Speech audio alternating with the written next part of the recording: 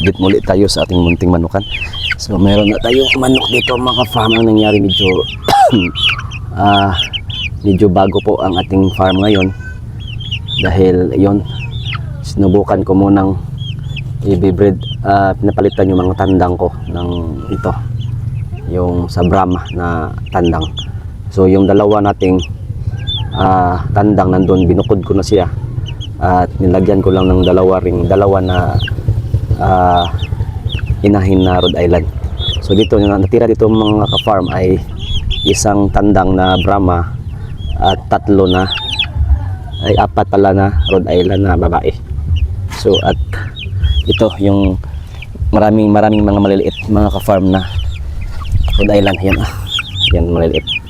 So nung nakaraang linggo mga ka-farm ay birthday ng anak ko. Yun ay kasi ang purpose ito mga ka-farm ay bibibinta ko kung mayroong bibili, at ang iba naman ay para pag may mga okasyon ay ng birthday ay meron akong magamit agad.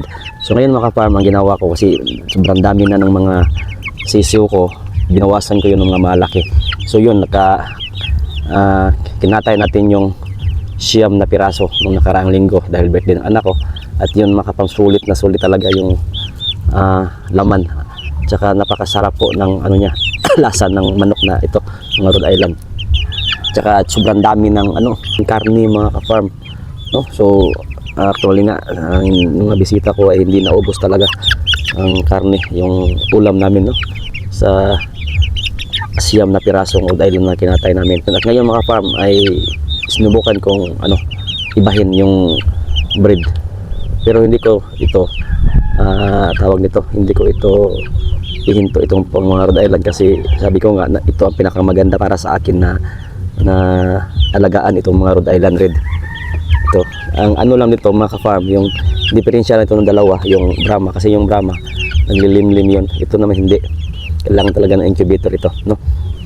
So yun mga ka-farm, na lang yung inahin natin na Rhode Island na nasa mga 6 na lang, ay 7 piraso na lang, no? So kinatay natin yung iba kasi dami kasing medyo sumpot natin tawag ito, yung maliliit na ito mga farm, palakihin ko naman ito para may pampalit naman tayo sa mga kinatay natin. Yun, meron pa doon sa kabila ganito rin kalaki, nasa ito mga farm, ito mga maliliit natin nasa 15 piraso ito, meron pa doon sa binukod ko, no? So marami na itong natin mga farm, Rhode Island natin. Nagsimula lang ako mga farm sa 10 piraso, simula ako dito.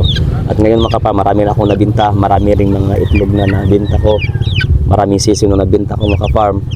Sa 10 piraso lang simula ko, at ngayon siguro ito natira sa akin lahat ay nasa mga 27, no, piraso natira. Kaya yun mga farm, ito update ko.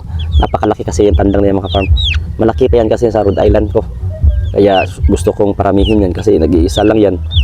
Kaya yun muna ang nilagay ko dito sa loob para makapag-breed siya, no? Para makarami siya mga farm.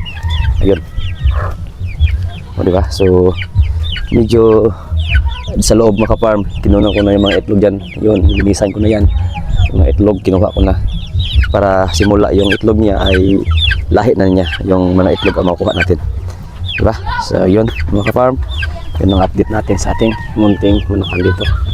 Yun, marami tayong maliliit na mga Rhode Island. Dito naman tayo, okay, yun, dito rin maliit rin yan, Rhode Island rin yan. Ayan, ito matira natin at mga inahin. At yun, ito sila. Okay, so nasa mga 27 piraso ito natira sa atin kasi kinatay ko na yung siyam na piraso nung nakaraang araw. Yun, diba? So talaga mga ka-farm, hindi talaga tayo logi, no? Birthdayhan sa pamilya natin ay sold talaga, no? Hindi tayo masyadong magastusan, no? So yun mga ka-farm, ito ang pinaka latest update sa ating manukan dito sa area namin, ito sa Kawayan Masbate po. Yun, napakalaki mga ka-farm, tanda nga rin, no? Nasa mga 6 kilos yan, 6 na kilos yan, diba? So yun muna, latest update. Okay, so God bless sa ating lahat mga ka-farm.